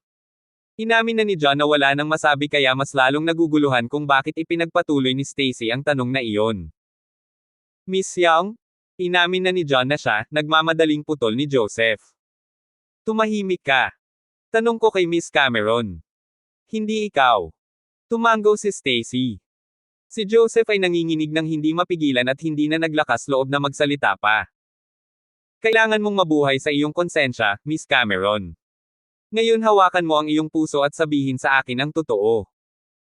Malamig na tiningnan ni Stacy si Lily at mas mapang-api ang kanyang nangingibabaw na malamig na aura. Ako. Hinawakan ni Lily ang puso niya gamit ang isang kamay. Nagigilty na siya sa simula, kaya nang maramdaman niya ang pagtibok ng kanyang puso sa pamamagitan ng palad ng kanyang kamay, ang kanyang marupok na katatagan ng pag-iisip ay bumagsak sa isang iglap. Pasensya na, Miss Young. Nagsinungaling ako. Si Mr. Conrad ang nag-abuso sa kanyang kapangyarihan para ay bully ako, at si Mr. Walker ang nagligtas sa akin. Ang tanging dahilan kung bakit ko tinulungan si Mr. Conrad na akusahan si Mr. Walker ay dahil natatakot akong mawalan ng trabaho. Lumuhad si Lily sa harap ni Stacy sabay kulog. Hindi nagtagal ay nagsimulang bumuhos ang mga luha na parang sirang dam at halos mawalan siya ng hininga sa pagitan ng mga hikbi. Ito ay tunay na isang malungkot at nakakaawang tanawin. Kaya, nagtulungan kayong dalawa para maling akusahan si John. Napatulala si Ella. Naniwala siya sa kasinungalingan ni Joseph at inisip pa niya na si John ang masamang tao dito. Ang realidad ay nagbigay kay Ella ng isang mahigpit na sampal sa kanyang mukha, dahil ang matandang iyon ay talagang nakakwerda sa kanya sa buong oras. Medyo nainis siya dahil doon. Ang buong pangyayari ay nagpatibay lamang sa ideya ng lahat sa kanya bilang isang bimbo. 37. Naiintindihan. Nagtimpla ng galit ang mga security guard na binugbog ni John kanina, at matapos malaman ni Joseph ang may kasalanan ay agad nilang ibinaon ang lahat ng galit kay Joseph. Hinawakan nilang lahat sina Joseph at Donald at pilit na kinaladkad na parang asong hinihila para patayin. Nang makita ang eksenang iyon, buo ang emosyon ni Lily at nahihirapan siyang pakalmayan ang sarili.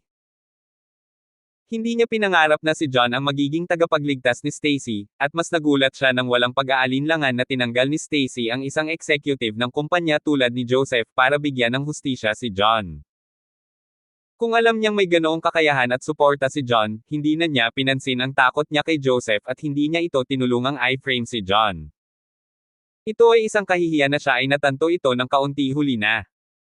Paumanhin, Mr. Walker. Ikinalulungkot ko na hindi ko nabayaran ang iyong kabaitan kahit na iniligtas mo ako, alam ko na ngayon na mali ako, at nais kong humingi ng tawad sa iyo.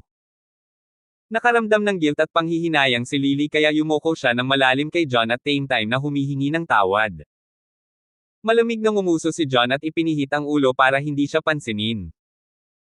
Alam ni Lily na labis na nasaktan si John sa kanyang mga ginawa, at hindi niya inaasahan ang pagpapatawad ni John. Pagkatapos ay inikot niya ang kanyang ulo at yumoko kay Stacy, na nagsasabing, "Pasensya na, Miss Young. Ipapadala ko ang resignation letter ko. Ang Departamento ng Human Resources at kusang magbitiw." Walang iba kundi pait sa mukha ni Lily. Hindi siya nakaramdam ng kahit katiting na kasiyahan kahit na si Joseph, ang lalaking kumilos ng hindi nararapat sa kanya, ay tinanggal sa trabaho. Ang kanyang kawalan ng utang na loob bilang tugon sa tulong ni John ay labis na pasaway. Tuluyan na siyang nawalan ng dignidad at nahihiya siyang harapin si John. Bukod dito, si John din ang tagapagligtas ni Stacy, at ang mabangis na pagkilos ni Lily ay tiyak na magiging imposible para kay Stacy na payagan siyang manatili sa kumpanya. Kalimutan mo na iyon. Sinabi ko na bibigyan kita ng huling pagkakataon, kaya tutuperin ko ang aking salita. Walang mortal na walang kasalanan, at dahil nagsisi ka pa huli ang lahat, patatawarin kita minsan. Mahinahon at magnanim na sabi ni Stacy. Maaaring lumampas sa linya ang pag-uugali ni Lily, ngunit siya ay isang biktima pagkatapos ng lahat. Handa si Stacy na bigyan ng pagkakataon si Lily na magbago para sa mas mahusay dahil kung paano bumalik ang huli sa tamang landas sa huli. Ibig sabihin, payag ka na akong manatili. Totoo ba yan? Natigilan si Lily at hindi makapaniwala sa nangyari. Oo. Sana ay gawing babala mo ang pangyayaring ito na huwag nang uulitin ang ganoong bagay sa hinaharap. Tumango si Stacy. Salamat, Miss Young. Salamat. Ipinapangako ko na isapuso ko ang iyong bayad mula ngayon at gagawin ko ang aking makakaya upang matupad ang iyong mga inaasahan. Masyadong natouch si Lily na tumulo ang luha sa kanyang mga mata. Muli siyang yumoko kay Stacy bilang tanda ng pasasalamat. Sige, bumalik ka na sa desk mo. Ngumiti si Stacy. Saglit na nag-alinlangan si Lily, ngunit kung nag-iipon siya ng lakas ng loob at lumapit kay John. Mr. Walker, salamat sa pagligtas mo sa akin. Namula ang mukha ni Lily at yumoko siya ng malalim kay John. Pagkatapos, tumalikod siya at nagmamadaling umalis, dahil hindi na siya naglakas loob na humarap kay John. Hindi nagtagal, si John, Stacy, at Ella na lang ang naiwan sa opisina. I'm sorry kung sinisi kita sa nangyari kanina, John. Sana hindi ka magtampo. Saglit na nag-alinlangan si Ella habang nagngangalit ang kanyang mga ngipin at humihingi ng tawad sa John. Ayos lang. Naiintindihan ko, nakangiting sabi ni John. Well, tingnan mo ang ginawa mo, John. Inalis mo ang mga tanong sa departamento ng Pangulo sa unang araw sa trabaho. Iniisip ko kung ano pa ang mangyayari kung papayagan kang magpatuloy sa pagtatrabaho sa kumpanya. Lumapit si Stacy at tinapunan ng galit si John. Bumibilis ang tibok ng puso ni John. Maaaring may kakayahan si Joseph, ngunit ang kanyang pagkatao ay kaduda-dodang at ang aming kumpanya ay walang lugar para sa mga hamak na tulad niya. Iyon ay sinabi, ang iyong diskarte ay medyo hindi angkop, at ang kaguluhan na dulot mo ay halos tiyak na may ilang epekto sa kumpanya. I'll forgive you this once dahil hindi sinasadya, pero huwag na lang sa pangalawang pagkakataon o hindi na kita mapapatawad ulit ng ganun kadali. Itinaas ni Stacy ang kanyang maliit na kamao na maputi at galit na sinabi, ngunit ginawa lamang niya iyon bilang babala sa halip na magalit. Huwag kang mag-alala, papakinggan ko kung ano man ang sasabihin mo basta huwag kang magalit sa akin. Para kay John, ang makitang hindi galit si Stacy ay mas mahalaga kaysa ano pa man. 38. Isipin mo ang iyong pag-uugali. Inilibot ni Stacy ang kanyang mga mata ng kaakit-akit kay John at nakita niya ang sugat sa palad nito. Nag-aalalang tanong niya, kumusta naman ang sugat mo sa kamay? May infirmary kami dito sa company namin. Hayaan mong dalhin kita doon.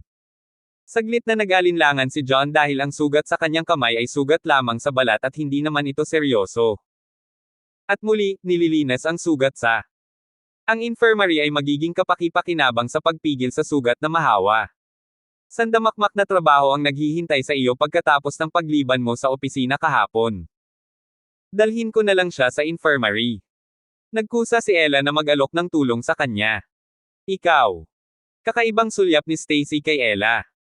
Kung tama ang pagkakaalala niya, tila hindi natutuwa si Ella kay John dahil sa nangyari kaninang umaga. Higit pa rito, si Ella ay isang napaka-proud na babae na. Sa pangkalahatan ay hindi pinapansin ang karamihan sa mga lalaki, kaya hindi inaasahan sa kanya na gumawa ng inisyatiba at mag-alok na tumulong na dalhin si John sa ang infirmary. Naniniwala ako na ang kasinungalingan ni Joseph ay dahil sa hindi pagkakaunawaan ni John, kaya gusto kong dalhin siya sa infirmary bilang paraan ng paghingi ng tawad sa kanya. Bahagyang namula si Ella dahil medyo hindi komportable ang tingin ni Stacy. Sure, pwede mo siyang dalhin doon. Napangiti si Stacy at hindi na masyadong iniisip iyon. Nilinis ni John ang kanyang sugat at nalagyan ng benda sa infirmary bago bumalik sa opisina ng presidente. Dahil si Joseph ay tinanggal sa kumpanya, muling nagtalaga si Stacy ng isa pang executive para mangasiwa sa mga operasyon sa departamento ng presidente. Siya ay isang nasa katanghaliang gulang na 40-something na lalaki sa pangalan ni Shane Flanagan. Siya ay magiging pinuno ng departamento ng Pangulo. May 3 kabuoang sekretarya sa departamento, John, Lily, at isang kabataang babae na nagngangalang Gracie Woodall. Si Gracie ay nasa kanyang early 30s at nagsilbi sa kumpanya ng higit sa 3 taon. Nakasuot ng charcoal business suit at rimless eyeglasses, ipinakita niya ang aura ng isang matalino at may karanasang individual. Inayos ni Shane na magtrabaho si John sa ilalim ni Gracie at matutunan ang ilan sa mga pangunahing kaalaman sa trabaho mula sa kanya. Itinuon ni John ang buong atensyon sa maingat na paggabay ni Gracie at isang hapon ang lumipas sa isang kisap mata. Nang oras na para makaalis sa trabaho, si John ay nasa isang buoyant mood habang ang kanyang isip ay puno ng mga iniisip ni Stacy. Kagandahan. Nagpunta siya sa parking lot habang naguham ng random na kanta. Wait up, Mr. Walker. Isang malutong na boses ang nagmula sa likuran. Si Lily, na humakbang palayo mula sa malayo na namumula ang mukha. May problema ba, Miss Cameron? Kumunat ang noo ni John at malungkot na sumilip kay Lily. Hindi na niya tinapunan ng loob si Lily matapos ang walang utang na loob nito kanina.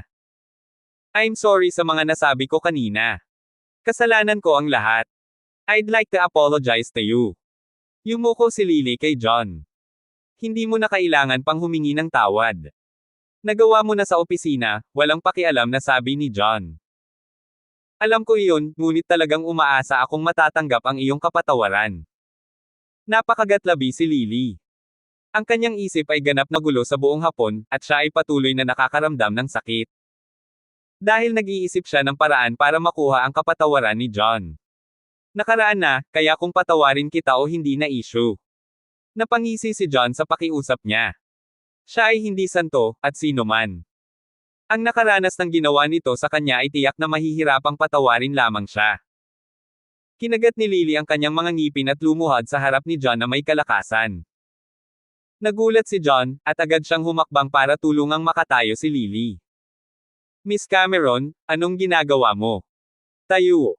Umiling si Lily at tumanggi. Mr. Walker, pakinggan mo lang ako. Hindi ko sinasadyang pahirapan ang mga bagay-bagay. Ikaw. Ang aking ama ay nawala sa bahay noong ako ay napakabata, at ang aking ina ay nagsumikap na mag-isa upang palakihin ako at ang